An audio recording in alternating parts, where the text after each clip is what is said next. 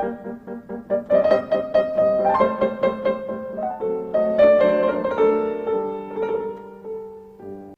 everyone.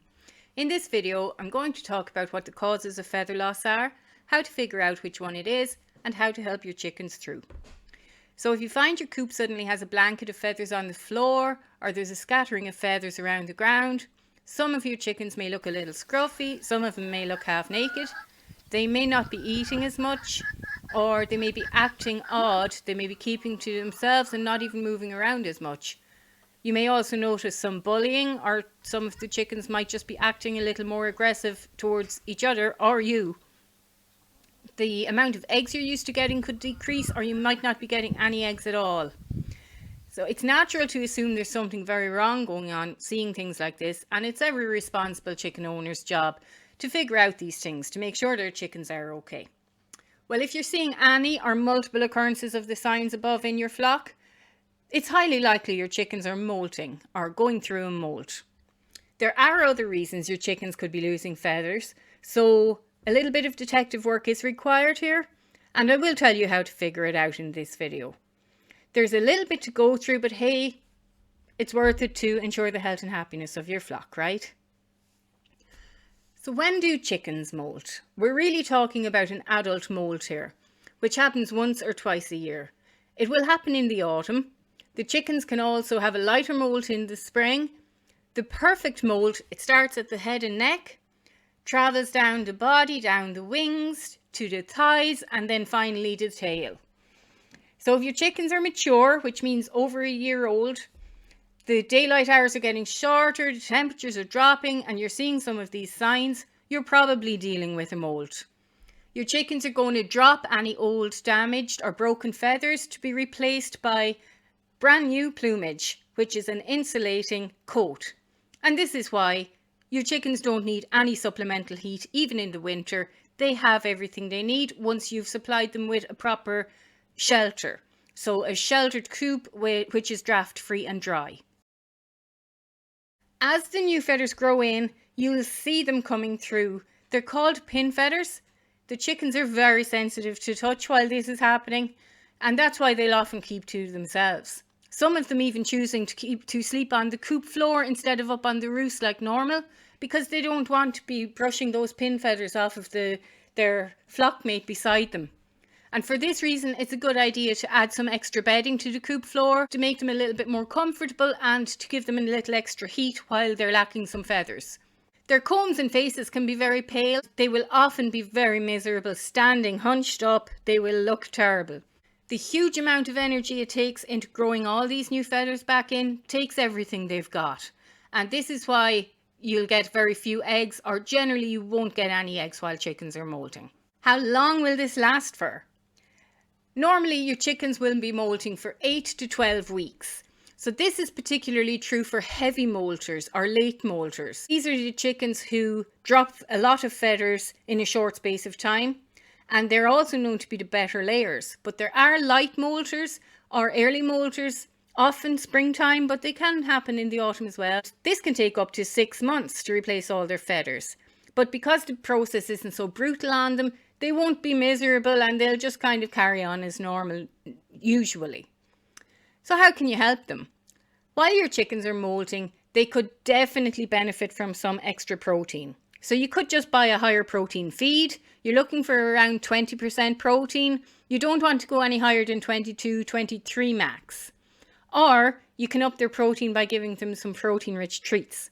Now this is what I prefer to do because they get so excited about their treats. It's lovely to watch. They'll become very friendly and tame towards you within a few days of giving them treats. So some good protein-rich treats. Scrambled egg. This is my personal favourite. It's just so good for them. If I have a chicken with anything wrong, I'll pop them in some scrambled egg. I've seen it perk a chicken up within an hour, so it's always my go-to. Black oil sunflower seeds. Also a great source of protein and another favourite treat for chickens. Fish. I use tinned sardines in sunflower oil. You don't want to use any fish in brine as the salt content is way too high. I'll put a link down below to my video on the foods that are toxic to chickens in case you haven't seen it before. And plain Greek yogurt, this is another great source of protein, plus your chickens get probiotics, which can only be a good thing during this time. Mealworms is another favourite really high protein treat, and they will love you for giving them some, but in moderation. With these treats, you don't want to overdo it. Remember the rule, 90% chicken feed, 10% treats. So this rule still applies while they're molting. So for example, how I manage this is I may give them some scrambled egg today, some Greek yogurt tomorrow, I'll skip a couple of days, then perhaps some fish, some scrambled egg again, skip a couple of days. So that's how I like to manage it. We don't want to overload them with protein either, because that can cause its own problems. So just a little supplemental protein to help them through their molt. They are the foods we can help them out with, but what else can we do? Well, reduce stress as much as possible. They're already stressed dealing with their molt, so you don't want to add any new birds to the flock at this point, or you don't want to be moving them to a new coop. Also, if your hens are going through a heavy molt, well, I like to separate the rooster for a while and just give the hens a chance to deal with their molt. Keep food and water available at all times. Of course, this is true at all times anyway. You don't want to leave an empty feeder or waterer there, it will also stress them out. You don't want to handle them much, if at all possible. Again, those pin feathers, they're appropriately named. Picking a chicken up that has pin feathers is like sticking pins in them. Tilly. Chicken aprons or jumpers. I know you've got your chicken's best interest at heart, trying to cover up those naked little bodies, but it's basically the worst thing you could do.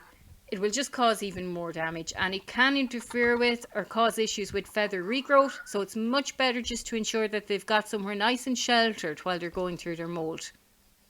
Also, just to note, when a chicken has skin that is exposed, so not covered with feathers, it will naturally turn red. So don't be worried if you're looking at your half-naked chickens and their skin is red. Once the other hens aren't picking at the red skin, you don't need to do anything to them.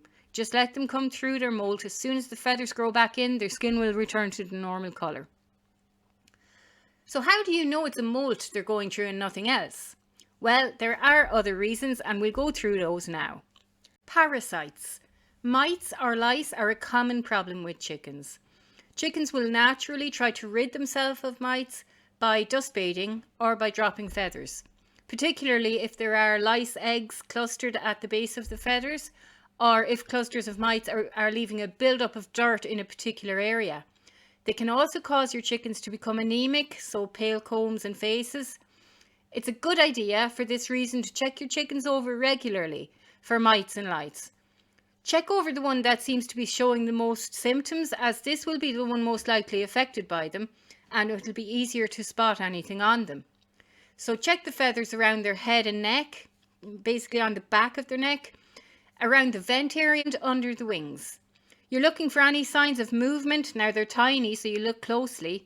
Any dirt caked around the skin or the base of the feathers, any irritation from bites, and check their legs also. You want to see nice smooth scales on their legs. You don't want to see them lifted, as scaly leg mites burrow in under the scales on your chicken's leg. They will chew away underneath the scales and the scales will lift. So you want to see nice smooth legs. Also red mites, also known as roost mites. These mites live in the coop, not on the bird. So they only come out at night time, mainly to feed on the chickens. So you want to check your coop at night. Best time is about an hour after your chickens roost. Go out with your flashlight, check the underside of the roost all along. Even if you've got some like white paper towel and rub it along the underside of the roost, you'll often see mites will be full of blood after feeding on your chickens. Also check each end of the roost, particularly if you have timber coops.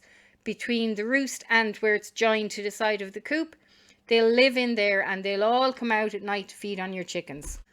Another reason for feather loss is feather picking. Chickens who are nutrient deficient will pluck feathers from their flock mates to try get those nutrients in.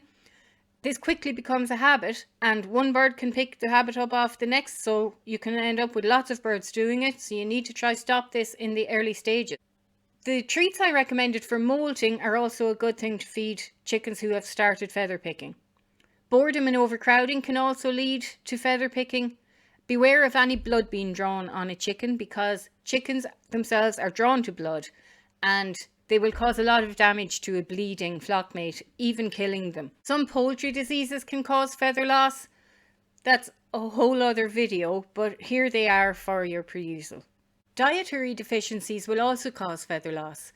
If you suspect this is the case, check the best before date on your complete chicken feed, as nutrients begin to decline as soon as the feed is manufactured. So the best before date is to let you know how long your chickens will get adequate nutrition from their feed. If the feed is past its sell-by or best before date, there will be little to no nutritional value in it, so they are eating empty nutrients basically.